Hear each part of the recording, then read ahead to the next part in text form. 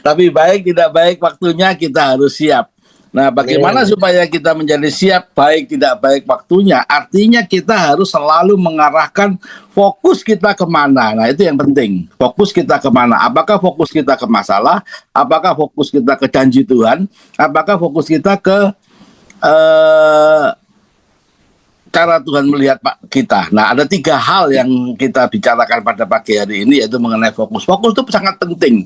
Pentingnya kenapa? Kalau kita sedang memfoto, nah sekarang pasti semua hobi foto kan, banyak HP keliweran yang isinya foto. Kalau tidak, coba bayangkan kalau kamera Bapak Ibu yang difoto itu bukan kamera yang autofocus. Seperti kamera zaman dulu. Zaman dulu tuh kamera kan nggak ada autofocus ya. Selalu kita set fokusnya kemana. Kemudian kalau kita salah fokus, kadang-kadang ngeblur ke belakang, ke depan, ke samping, kiri, kanan dan segala macam. Maka gambar yang dihasilkan adalah sangat jelek dan tidak sesuai impian. Jadi fokus itu sangat penting. Jadi marilah kita berfokus kepada Tuhan saja, jangan berfokus kepada pada janji Tuhan.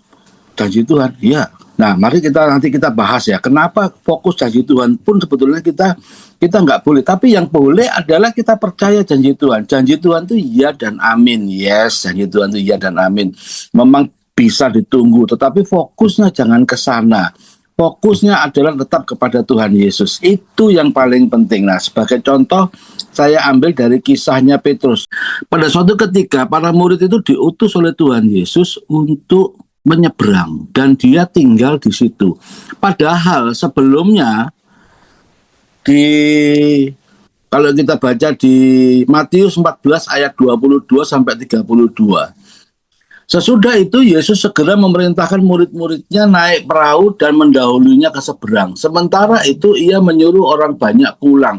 Dan setelah orang banyak itu disuruhnya pulang, Yesus naik ke atas bukit dan berdoa seorang diri. Ketika hari sudah malam, ia sendirian di situ. Perahu murid-muridnya sudah beberapa mil jauhnya dari pantai dan diombang-ambingkan gelombang karena angin sakal. Kira-kira jam 3 malam datanglah Yesus kepada mereka berjalan di atas air. Ketika murid-muridnya melihat dia berjalan di atas air, mereka terkejut dan berseru, "Itu hantu!" Lalu berteriak-teriak karena takut. Nah, peristiwa ini terjadi sebetulnya setelah kisah 5 roti 2 ikan.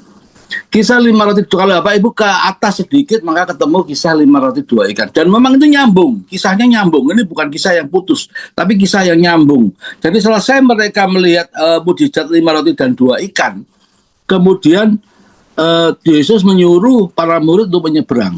Mereka ini yang disuruh oleh Tuhan Yesus adalah mereka para nelayan yang canggih-canggih.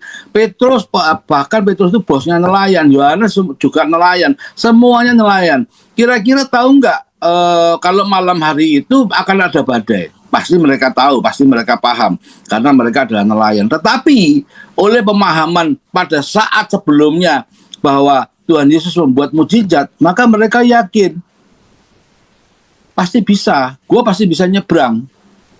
Nah, mereka pun nyebrang. Mungkin di awal, di waktu menaikkan perahunya ke danau gitu ya, mereka dengan semangat dan mereka semuanya bercerita, wih hebat ya, wih dahsyat ya, Tuhan kita dahsyat. Kita besok nggak perlu kelaparan. Besok bila perlu kita hanya bawa 1 roti dan 1 ikan saja, bukan 5, 1 roti dan 1 ikan. Pasti nggak kelaparan. Tuhan Yesus bisa bikin mujizat, selesai urusan. Lagi ngomong-ngomong soal mujizat yang dibuat oleh Tuhan, tiba-tiba badai datang. Buju-buneng nggak karu-karuan deh. Kapal bergeraknya miring kanan, miring kiri, nggak bisa maju ke depan karena angin sakal. Angin sakal itu angin dari depan. Sehingga kapal tidak bisa berjalan sesuai dengan kehendak mereka. Sehingga berusaha miring kiri, miring kanan. Dan mereka berusaha keras dari sore hari itu, malam itu bisa malam atau bisa sore, tergantung persepsi kita tentang jam. Tetapi dengan jelas disebutkan jam 3 pagi mereka stuck di satu titik dan kemudian melihat Tuhan Yesus jalan di atas badai. Nah, ini kisah yang mulai menarik. Disinilah para murid itu banyak melihat masalah, banyak melihat problem, sehingga fokus mereka semuanya tertuju kepada masalah, tertuju kepada problem. Sehingga pada saat Tuhan Yesus berjalan di atas air pun mereka pikir itu hantu. Nah, ini yang harus kita. Jadi mari kita berfokusnya kepada Tuhan Yesus. Jangan berfokus kepada masalah. Kalau kita berfokus pada masalah, yang terjadi adalah Tuhan jadi hantu. Saya lanjutkan ya. Lalu berteriak-teriak karena takut. Tetapi segera Yesus berkata kepada mereka, tenanglah, aku ini, jangan takut. Lalu Petrus berseru dan menjawab dia, Tuhan, apabila engkau itu, suruhlah aku datang kepadamu berjalan di atas air. Kata Yesus. Nah, ini menarik. Begitu Petrus bicara, maka Yesus nggak pakai mikir. Dia bukannya mikir, kamu nelayan tapi bisa renang nggak ya? Kamu tuh orangnya berat, kamu tuh usiamu udah sekian, kamu bisa nggak ya? Mampu nggak ya? Enggak. Kalau kita lihat, di situ dikatakan, lalu Petrus berseru dan menjawab dia, Tuhan, apabila engkau itu, suruhlah aku datang kepadamu berjalan di atas air. Kata Yesus, langsung loh itu, kata Yesus. Itu nggak ada titik komanya itu, jadi langsung kata Yesus, datanglah. Disuruh datang. Jadi, kalau kita sedang di dalam badai dan kemudian kita berseru kepada Tuhan Yesus, percayalah Tuhan pasti menolong kita. Tapi persoalannya badainya tidak reda. Ini yang harus kita pahami. Jangan berpikir bahwa setiap persoalan atau setiap badai yang sedang menerpa kita, maka cara Tuhan menolong adalah menyelesaikan badainya. Enggak. Yang Tuhan tolong adalah kita. Kita ditolong dulu. Yang penting kita itu semangat dulu, kita fokus kepada Dia sehingga kita bisa ditolong Dia. Sehingga pada saat seperti itu, Petrus, kalau saya lanjutkan ya, maka Petrus turun dari perahu dan berjalan di atas air. Petrus juga nggak berpikir dia, aduh bisa nggak ya? Pokoknya dia percaya, pokoknya dia ikutin perintah Yesus. Maka Petrus turun dari perahu itu dan berjalan di atas air mendapatkan Yesus. Tetapi, nah ini dia, ada tetapi. Ketika dirasanya tiupan angin, kemarin itu waktu di Lembang, saya mandi pakai kebetulan di villanya itu ada air panas, itu enak gitu ya, saya menikmati gitu kan. Terus kemudian istri saya buka pintunya, wus gitu, angin masuk, wus.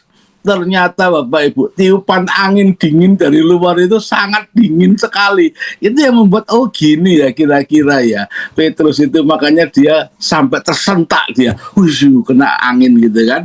Kemudian dia berteriak. Tetapi ketika dirasakannya tiupan angin, takutlah ia dan mulai tenggelam. Lalu berteriak, Tuhan tolonglah aku. Segera Yesus mengulurkan tangan memegang dia dan berkata, hai orang yang kurang percaya, mengapa engkau bimbang? Lalu mereka naik ke dalam perahu dan angin pun redalah. Artinya selama proses Petrus berjalan di atas air, badai belum reda. Artinya persoalan juga belum beres.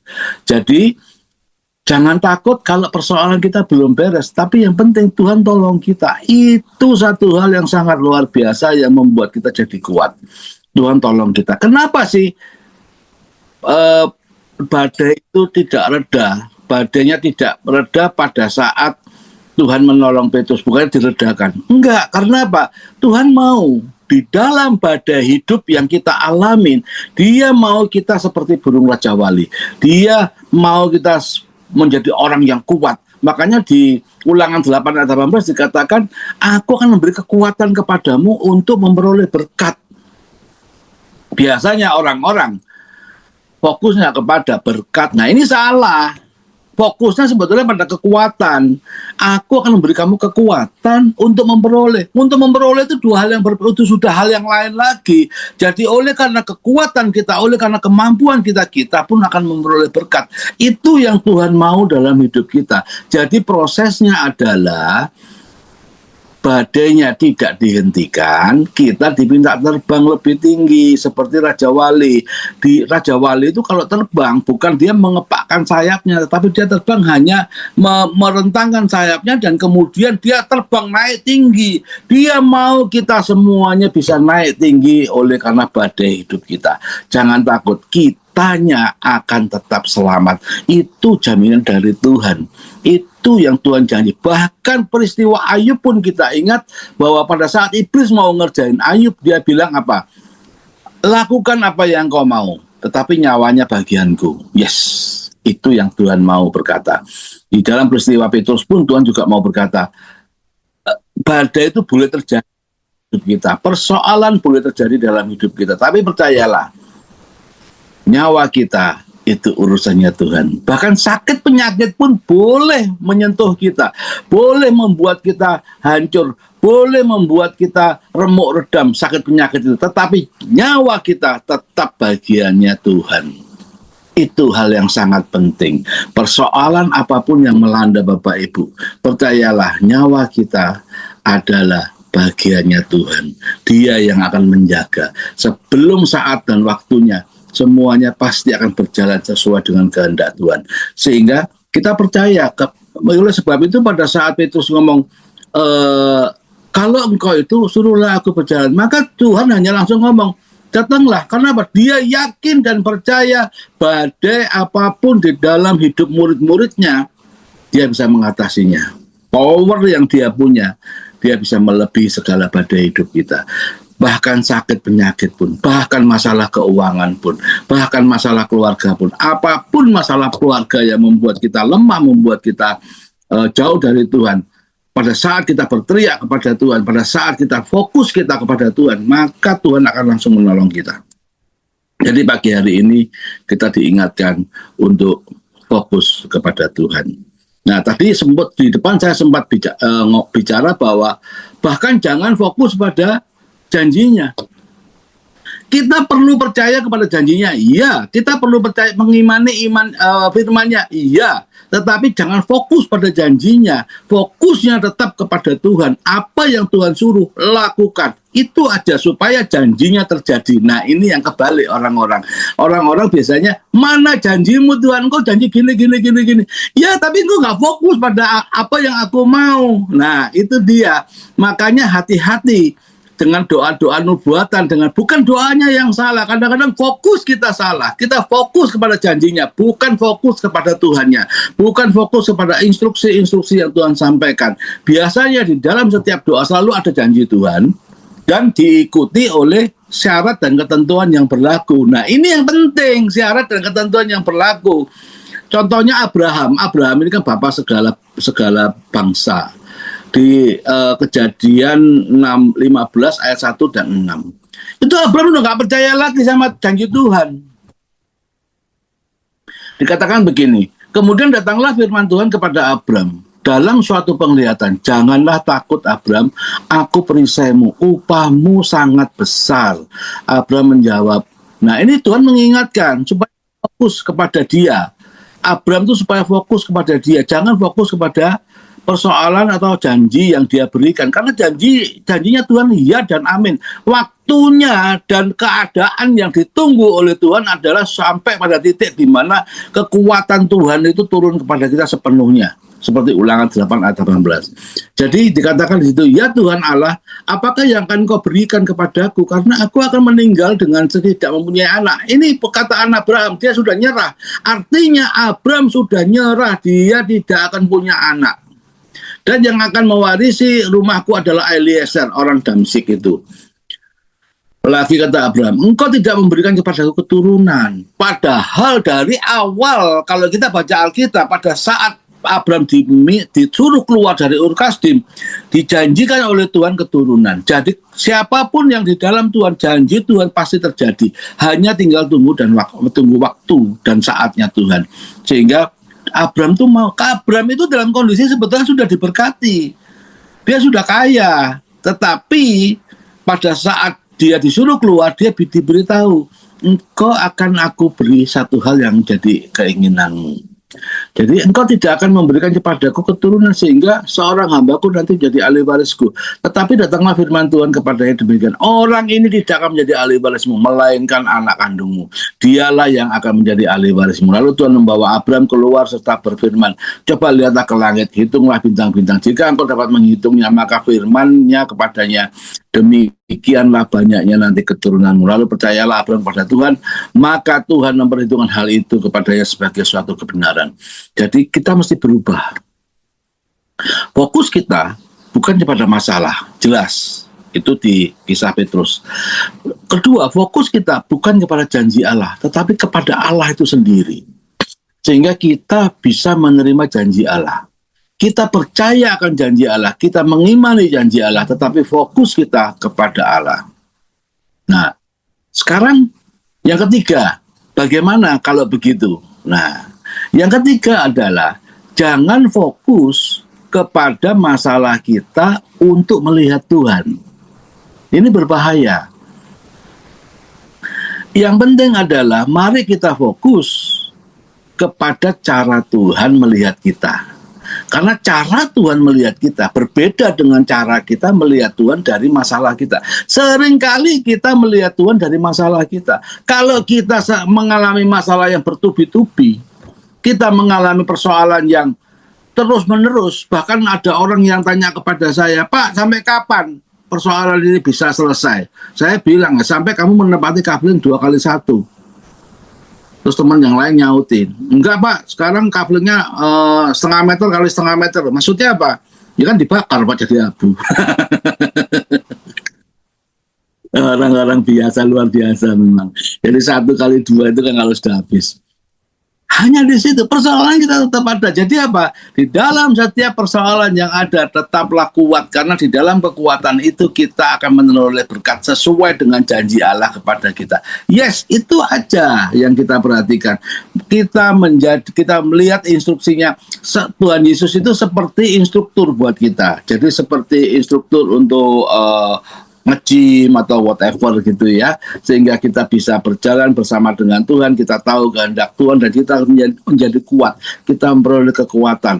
Supaya kita memperoleh kekuatan, apa yang dilakukan? Yang dilakukan Tuhan adalah menambah beban yang kita angkat setiap saat. Kalau hari ini saya bisa mengangkat 10 kilo dengan 20 angkatan, maka supaya kekuatan kita jadi meningkat, maka Tuhan tambahin sekilo lagi. Jadi jangan kaget kalau beban kita akan semakin berat. Kok gitu Pak, ikut Kristen susah ya Pak? Ya enggak juga. Kamu memang mau atau kita mau bahwa setelah kita mengerjakan soal algoritma yang berat-berat, kita mengerjakan soal log sinus dan tangan log sinus dan segala macam untuk matematika ya. Kemudian ujian kelulusan adalah 1 + 1 ada berapa? Kan nggak lucu. Nah itu dia. Bayangnya seperti itu. Jadi hidup kita kalau semakin berat berarti Anda di dalam posisi yang benar. Tapi percayalah, semakin berat persoalan yang Tuhan berikan, semakin besar juga berkat yang sudah Tuhan sediakan. Itu yang berarti kekuatan bagi kita. Nah yang ketiga, kemudian datanglah malaikat Tuhan dan duduk di bawah pohon terbantin di Ofra, kepunyaan Yoas. Nah, kalau sudah begitu sudah tahu, ini saya sedang bicara tentang Gideon. Orang Abiezer itu. Sedang Gideon anaknya mengirik gandum dalam tempat pemerasan anggur. Ini pernah saya jelaskan bagaimana dan kenapa Gideon itu mengirik gandum di dalam pemerasan anggur. Karena bangsa Israel saat itu sedang dikepung oleh Midian dan selalu dirampok. Kalau mereka panen gandum, maka mereka akan dirampok gandumnya. Kalau mereka panen anggur, akan dirampok anggurnya. Nah, Gideon ini cerdik. Dia mengirik gandum di tempat pemerasan anggur. Padahal tempat mengirik gandum dan tempat pemerasan anggur totally different, totally berbeda.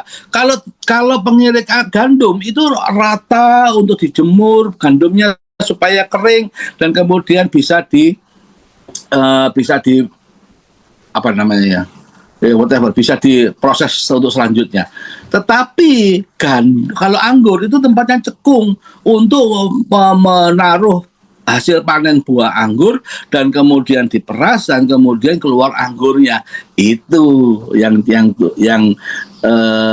perbedaan antara tempat anggur sama tempat gandum. Dua hal yang berbeda. Tetapi Gideon melakukan itu supaya orang Midian nggak tahu kalau dia sudah panen. Jadi dia panen, dimasukin ke tempat, dia punya 2 lahan. orang kalau zaman dulu lahannya bukan sebesar kamar gitu ya, sebesar berapa ribu meter mungkin ya, berapa ribu meter ini untuk gandum, yang ini untuk anggur. Jadi dia memanen gandumnya bukan ke tempat gandum tapi ke tempat anggur. Nah itu gambarannya, itu gambaran kecerdikan dari Gideon. Jadi anak Tuhan juga kita harus cerdik ya. Itu yang pemahamannya. Nah kemudian di ayat berikutnya, malaikat Tuhan menampakkan diri kepadanya dan berfirman kepadanya demikian. Tuhan menyertai engkau, ya pahlawan yang gagah berani. Nah inilah cara pandang Tuhan melihat Gideon. Jawab Gideon kepadanya, Tuanku, jika Tuhan menyertai kami, mengapa semua ini menimpa kami? Nah ini cara itu Gideon memandang Tuhan dari masalahnya. Jadi dua cara pandang yang berbeda. Di manakah segala perbuatan-perbuatan yang ajaib yang diceritakan oleh nenek moyang kami kepada kami? Seolah-olah kisah Musa membelah laut, kisah Yosua melangkah di atas tanah yang kering di sungai, itu kemudian jadi dongeng semuanya karena Gideon melihat Tuhan dari kacamata yang sedang dia alami. Mari kita ganti kacamata kita dengan kacamatanya Tuhan melihat kita. Itu yang lebih penting, itu yang lebih menarik. Supaya kita menjadi kuat dan kita percaya bahwa kita semua diciptakan Tuhan bukan untuk mainan. Kita semua diciptakan Tuhan ada rencana dalam hidup kita. Kita diciptakan Tuhan bukan untuk kemudian bersusah-susah terus. Kita tambahin terus ya, karena bersusah-susah pasti iya, tapi jangan terus. Harus ada selanya. Mazmur pun ada selanya. Ini yang penting. Tuanku, jika Tuhan menyertai kami, mengapa semua ini menimpa kami? Di manakah segala perbuatan-perbuatannya yang ajaib yang diceritakan oleh nenek moyang kami kepada kami? Ketika mereka berkata, bukankah Tuhan telah menurunkan kita keluar dari Mesir? Tetapi sekarang Tuhan membuang kami dan menyerahkan kami ke dalam cengkeraman orang Midian. Jadi seolah-olah kita ini ada buat mainan bangsa lain, buat mainan suku yang lain, buat mainan orang-orang yang beragama yang lain. Percayalah, kita anak Tuhan itu adalah pahlawan yang gagah perkasa. Apapun persoalan yang sedang melewati kita, percayalah bahwa kita semuanya diberi kekuatan, diberi kemampuan, diberi pola cara berpikir, tetapi mari kita fokus kepada Tuhan dan minta Tuhan tolong untuk bagaimana kita bisa berjalan, kita bisa bergerak. Nanti kalau Bapak Ibu baca Hakim-Hakim 6 ini, maka setelah ini, itu pada saat Gideon meniupkan shofarnya, itu keluarlah 32.000 bangsa Israel bersama-sama dengan dia. Walaupun nanti pada saatnya dikurangin oleh Tuhan jumlahnya. Tetapi satu hal yang luar biasa adalah tidak ada yang sia-sia di dalam Tuhan. Yang penting kita semuanya fokus kepada Dia. Jangan fokus pada masalah. Jangan hanya berfokus kepada janji Tuhan, tetapi berfokus kepada Dia. Dan mari kita melihat diri kita seperti Tuhan melihat kita. Jangan melihat Tuhan dari persoalan yang sedang kita hadapi. Itu berbahaya. Pagi hari ini kita diingatkan Tuhan untuk tetap fokus kepada Tuhan. Demikian firman Tuhan pada pagi hari ini. Semoga kita semuanya tetap fokus kepada Tuhan. Dan kalaupun ada badai, jangan takut. Kita pasti menang karena Tuhan berjanji, nyawamu adalah bagianku, kata Tuhan. Dan kita bisa terbang melintasi badai hidup. Itu yang Tuhan mau. Kita terbang melintasi badai hidup.